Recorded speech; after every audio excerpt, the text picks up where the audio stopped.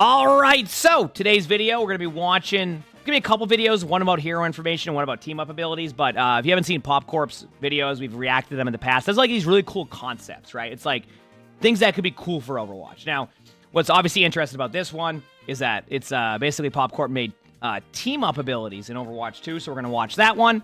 We'll have the video linked everywhere, so make sure to check out the channel, subscribe to Popcorp, all that. But yeah, I'm curious to see, because like obviously team-ups have been a discussion, and I've been asked a few times about how I would feel about team-ups in Overwatch, because obviously it's been in Rivals, so it's a very, curious. I'm curious to see where it goes, so let's find out. And use her damage orb on the enemy. Okay, here we go. If we take Moira and use her damage orb on the enemy Cassidy, Volume levels are good. Nothing unusual happens. But if we pair Moira with Mei, then something cool happens. This interaction is called a team-up ability, taking inspiration from a newly released game, Marvel Rivals. So it made me wonder, what if Overwatch had its own version of team-up abilities? In this concept video, we shall explore 8 potential team-up abilities. Okay, I'm curious to see. Function in the game. We'll also be creating and changing UI features to fit this concept well with the game. Also, huge shout out to Mr. Fly Guy for creating this in the workshop. Heck yeah. The main purpose of team-up abilities is to encourage teamwork and add some strategy behind hero selection. So if there's a situation where you're unsure which hero to pick, you can always choose one that complements your teammate's hero. This adds an extra layer of depth to hero choices. Team-ups unlock new interactions, buffs, or abilities when 2 or 3 specific heroes are played together.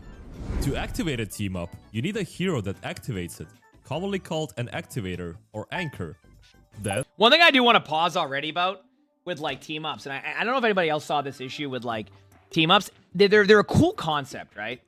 And they're a really good, like, it's actually because done the interview with Aaron, like mentioned like it's a good way to get like teamwork going. The one thing that that felt bad though is when like the hero that you needed for your team up, like in Rivals, for example, that you needed wasn't good, so you never got to have the benefit of the team up.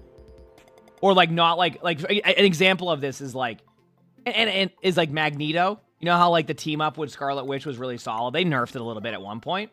But like you could never get a Scarlet Witch. Like ever. Like you could like it's just like no one would play Scarlet Witch, so you could never get the team up. Even though it made Magneto feel so much better because of that extra button. That was the only frustrating point I had with it, was like you could never get like you have to have the heroes all be like this like viable spot for it to be like, I just remember you when you play Magneto, you go up against like a Scarlet Witch Magneto, and you're like, damn, but like it's so hard to get that. But yeah, it's just one random note I have there. Then you pair them with 1 or 2 heroes that are connected in some way, usually through lore or in-game synergy. Anchor hero also receives a small buff in the form of a passive. When the correct combination of heroes is met, a special indicator appears on the screen. You can also check whether it's active or not by seeing if you have a special icon next to your abilities, like this one for example. You can also see it on the scoreboard. This also includes the enemy team, so that you are always aware that they are enabled. Okay.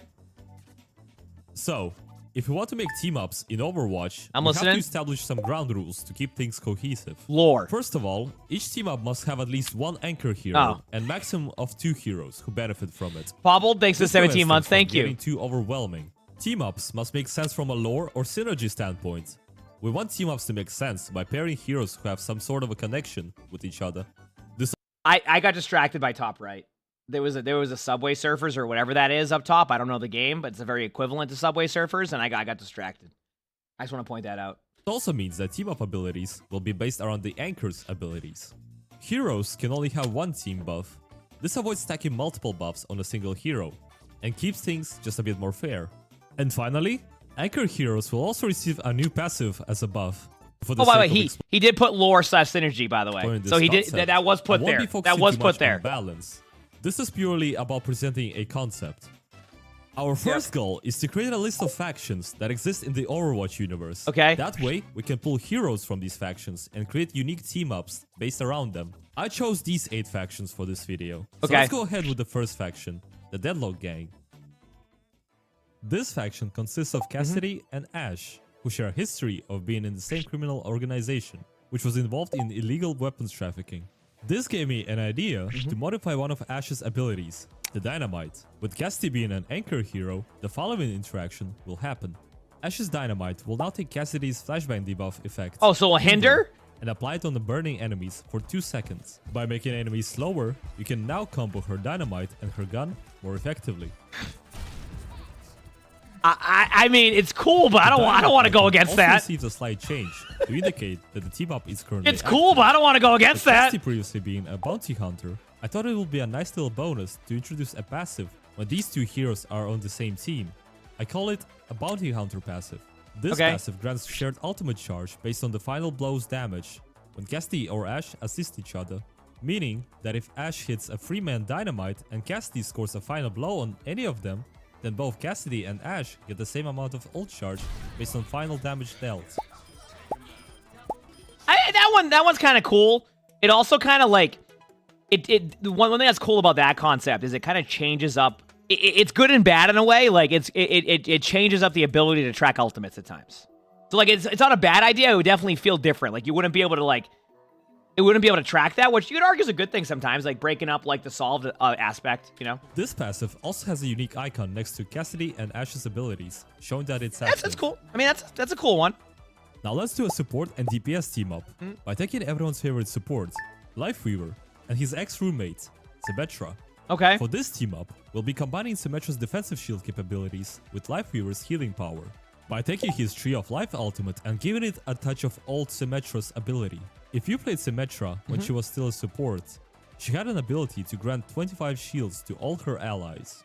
So we'll be doing something similar, but for Lifeweaver's ultimate. Alright. As of right now, Tree of Life grants you 100 overhealth if you stand within its radius. Yes. But with this team up, it will now grant you 50 overhealth and 50 permanent shield HP, which stays and regenerates for as long as you don't get killed or switch hero. That seems like a fine one. I'm fine with that one. I don't think that's a bad team up. The ultimate icon is also getting a slight change in its appearance to reflect the change in his ultimate. As for the Anchor passive, Symmetra receives 10% more healing from all sources. Seems fine. Moving on to the poster child. Just because you get healed more. Yeah, I'm okay with that one. Not you, Kiriko. Winston. Oh, and Tracer, I guess. In case you don't know, the device that Tracer has on her chest, the Chronal Accelerator, was invented by Winston. Oh. So it gave me an idea to further enhance it when you have Winston and Tracer on your team. That'd be kind of cool. The idea behind it is that Winston upgrades it even further by electrifying her blinks, giving her an ability to damage enemy players that she blinks near or through for 15 damage per blink. Okay, I mean, you know, well, that's kind of fun. I think that's kind of a fun concept. But that's not all. I also want to give a new passive to Winston that grants him +5 ult charge when our friendly Tracer is eliminated by the enemy team. I'd be... This is inspired by the Doofist origin story. Honestly, I kind of like that idea because, like, if you put me on Tracer, then we're going to have Winston ult every single team fight. It's perfect, right? Because you've seen that death count. Something different. Instead of taking 2 heroes, we'll have 3 this time, 2 of which are going to be receiving some changes. This team up consists of 3 founders of Overwatch, Soldier, Reinhardt, yeah, I was going to say, that's my moment, right? So when it comes to team up abilities that have 3 heroes, you actually need at least 2. But one of them has to be an anchor hero. So in this case, Ana is our anchor hero, who also receives 5% more ult charge from healing and damage. And I want her to provide support-centric buffs to Soldier and Reinhardt. For Soldier, his Biotic Field ability will now grant everyone inside of it a 20% damage reduction on top of the healing that you receive from it. Reinhardt, on the other hand, is going to receive 20% speed boost when Ana boosted by Ana, bringing back one of the removed properties of that was a classic back at the beginning. Exclusive to Reinhardt. Yeah, I can see that. As I mentioned in the beginning, team-ups should also grant completely new abilities. So therefore, just like Ana and Pharah, one of the main disadvantages of playing Ana in comparison Mother to and daughter, if anybody doesn't know the lore. She completely lacks any mobility. If anybody doesn't know the lore, Ana is the mother of Pharah. Let's have Pharah help her out a little bit by giving her a new ability, which goes directly on her legs. You probably know where this is going. This ability is essentially the same as Pharah's hover jets, except it is on a much lower fuel capacity and it comes with a cooldown of 15 seconds. Now you can access areas that were previously inaccessible to I like that. That's cool. Pharah, in return, receives an extra second of nano boost duration. So you that get seems like a good one. That's cool, yeah. 2 or 3 heroes, new interactions, stat buffs, and new abilities. So let's go a bit faster with the next ones. Okay, I'm ready. If you pair Kiriko with either Hanzo or Genji, then she receives a double jump ability, but not the same one as Genji. This double jump version can only be activated during wall climb, giving you just slightly more mobility, allowing you to reach certain areas just a bit easier. Well, they showed Hanamura as the map. Yamacha and Zenyatta I guess that makes also have sense. a very interesting interaction. Activating that's what that part right there is where they did the dragons part. Remember dragons? Yamcha's ultimate now also heals your allies for 10 HP per second, provided that allies are within his ultimate radius. I hate this and I love it at the same time. Is that bad? Like this seems awesome on paper. At the same time, holy crap. No, this isn't getting out of the game. This is just a concept video, which is cool. These videos are like, hey buddy. These videos are really cool because they kind of like open up your mind to like just like different things they could do with Overwatch, right? You know, I think like perks have kind of opened that. And obviously like, you know, seeing team ups recently and rivals, it's an interesting subject, in my opinion. As a small bonus, Zenyatta also received some upgrades to his HP, replacing 25 of his shields with armor. Isn't there a world? I guess actually this is fine. And Damage for the reduction last is good. one, Yep. well, this team up requires no explanation whatsoever. Torb and Bastion. Wait, you can do this with a perk right now. Some of the team ups I had in mind. Wait. Let me know if you want me to make more. Also, feel free to suggest your own ones. And thank you all for watching. You can technically do that right now with perks. You can only heal armor, but there is a world where you can actually heal armor, like with that. You can't heal them fully, but you can repair like Reinhardt or like Bastion. It's pretty funny, but yeah. Yeah, that's a great like concept video on that one. Like I love the idea of something like that. Like I think my mind's opened up to more cool things like this. Once again, I think this is something that would take a long time to do, though. I don't think this is something they could do in like a patch or like this would be like something you'd do next year, right? I don't even know if that's what you would do, right? I think it's just cool to see how it would play in Overwatch. I don't necessarily think it will ever be in Overwatch, but who knows? You never know now. I mean, a year ago, if we said we'd be having a bunch of perks right now and everybody would be having a blast with it, like people would be like, "What are you talking about?" That's what we have right now. So it's definitely a great, cool video. We're gonna watch another video because we're gonna put them together into one here. And this other video, which I'll show in a second here, is I'm just gonna go with I made the hero information page in Overwatch 2, and this is something that was made before it was announced, right? Like made before it was announced. So they actually are adding this to the game. Gavin's working on it. But I think it's cool to see like what the concept was and kind of go from there. But this is actually being added to this part is being added to the game, the hero information. Because let's see what happens. In Overwatch, you always want to know what the hero. When you are learning a new hero in Overwatch, you always want to know what the hero can do. Luckily for us, we have a hero information page that shows us exactly what we want to know. Maybe not. Yep. The hero information page has always been a bit unclear with the information. Yeah, it doesn't tell you like damage numbers. In this video, I want to change that by adding exact values and stats to your hero's weapon and abilities. Yep. But why is it important to have a detailed information about your hero, you may ask? If you play one or two heroes, then you most likely already know everything about your hero. Yep. But if you're somebody who loves playing a variety of roles and heroes, or somebody who is new to the game in general, then it's a different story. I like the hat on Let's take Diva. a look at Diva for a moment, who actually has one of the most amount of abilities in the game. The call mech ability description says that it calls down a new mech, which on the surface level is a straightforward description for a seemingly But you don't know how much damage it does. But in reality, it's one of the most... And like, the thing is you don't know, and I think the point that's going to be made here is you don't know how much damage it does. So a new player might think that with this ability, you can remech on a Reinhardt, and then the Reinhardt's dead there, right? And I think that's the problem there. Evil abilities in the game. Right? Capable of bonking most heroes. Yep. If you're not careful enough. And yeah, if you've been playing this game for a while, you probably already know about this. Yeah. But for new or more casual players, this is going to be an unknown interaction. There are more instances where the ability description is vague or not specific enough. Like Echo's focusing beam, saying that it deals very high damage to targets under half HP. Yep, which by the way, even the other day, someone's like, yeah, you can't use your beam. Like, stop using your beam, like, before you do that. And I go, you know that they just recently made it now so it's 75 damage instead of 50, which is a lot more than before. So they buffed the beam recently above 50% HP, right? They buffed it 50% above. You see that? So, like, once again, this is why this stuff's important, is because you don't see that stuff. Like, you don't know that's updated, so you don't know that, like, it does 75 damage now. You don't even know what that means. So... like I said, vague. But does not specify that it also applies to the shields and deployables. Or another example... I actually didn't know that. Is that bad? That on Torb it does 50% more damage? That? I didn't know. That's weird. I never actually even thought of that. It's probably been known for years. I just never even... Where you hack Zenyatta and it just outright turns him off. Okay, I made that one up. Yeah, I was gonna say that one doesn't exist. So currently, the only way you find out about these special interactions is by either experiencing it by yourself a couple of times or using third-party websites to research it yourself. Yeah, apparently none of us did. Changes to the hero information page to make hero abilities less vague and more easily accessible. You can view your hero information by either pressing F1 during the match or in your hero gallery. After opening the hero information page, you are presented with the simplified information of each hero's abilities and their weapon. With this change, if you hover your cursor over any of them, you'll be able to see a stroke around them, which indicates that you can click on it. Okay. So let's click on Cassidy's weapon and see what we can learn. This we is can cool. immediately see the most important stat of the weapon, damage. As of right now, Cassidy deals a maximum of 140 headshot damage at close range and minimum 41 at long distances.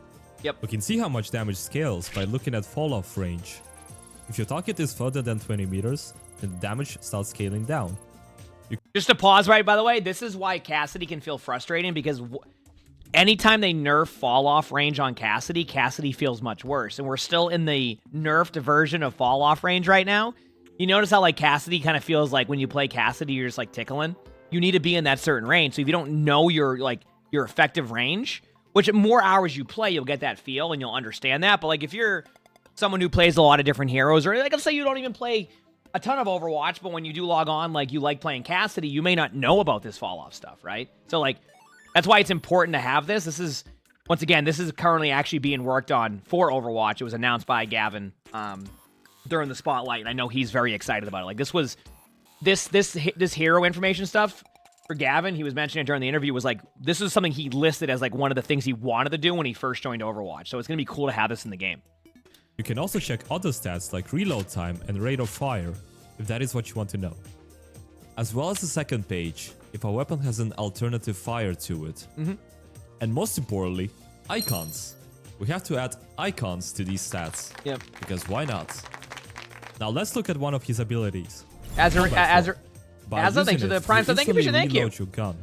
Simple enough, but you also take reduced damage. Yep. How much exactly is unknown to you? So let's click on this ability. I forgot the exact numbers. Is it what, 50% or 40? Yeah, 50%. There it is. Yep. You might think that it's not that big of a deal. That's a lot. You can that survive the ability ults. only lasts for 0.4 seconds. But you can survive ults. But it's actually often used against Tracer's Pulse Bomb. Yep. If you time it right, you can survive it. Roll. Yep. Which means that if you know the exact Sano, amount thanks for the gift. Thank you. Appreciate it. And how much your combat roll reduces damage by, it can help you survive it. As for the hidden interactions like Diva's Callmech or Echo's Focusing Beam ability, we can include a special description in the advanced hero information page. Deals damage and knockback. Yeah, we knew that part. It can also be a bit difficult to keep track of all the changing numbers when exactly. a hero receives a buff or a nerf. So therefore, how about also adding old values from the previous patch so you can quickly know what has been changed about your hero, without going through a long list of patch notes. Yeah, the old I think this is all really cool. Only stay for the duration of a season, assuming the hero does not receive any other changes. Here's a quick demonstration of this new feature. I just want to point out, I just want to play Zelda, because I just hear the music right now in the background, and I just get a Zelda vibe, and I just want to play Zelda. That's a little side note. I had to add that here. Zelda's a great game. I just had to... Okay, anyway.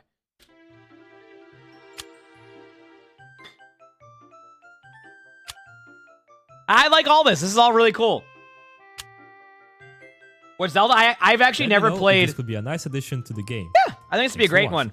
I mean, Popcorn, like I said, has Popcorp has great videos, consistently great videos. So definitely make sure to check out his videos. He does a lot of really cool concepts like this, and this actually happens to be something that's coming to Overwatch. So that was a really awesome, 2 videos we watched. Team up abilities concept is something that I know people have asked more and more about, and you never know. I mean, I think now with having multiple hero shooters be successful, you're going to see more inspiration drawn from both games for each of the games. So maybe there's a world where team ups happen, and then with the hero information, this is actually something we're legitimately getting soon. I don't know when it's going to be out, but Gavin is actually currently working on it now, so we're going to have something like this in the game, which I think is really good. I think this is I think the points in this video kind of explain why you need it, because there's a lot of interactions you don't even know exist. Even me, who plays, hours and hours of Overwatch, learned about an interaction I didn't even know quite existed. So I like having this, and I think it's good for new players, especially who don't really like. You hit F1 in game, and it's very overwhelming. You don't really sure what some of it means. So this kind of can clarify some of that, which is really cool. So awesome videos. Make sure to check out Popcorp. Like I said, constantly do the videos. We'll have all the links in the description. And yeah, I hope you enjoyed the video. I guess this is the part where I say, what are some team ups you think would be cool? But anyway, there you go. And if you like the video, like the video, subscribe to the YouTubes, leave a comment. All that helps. If you want us to react to something, if you look at my Discord, we have a channel for that. You can put some videos in there. And with that being said, I hope you all have an amazing day / night.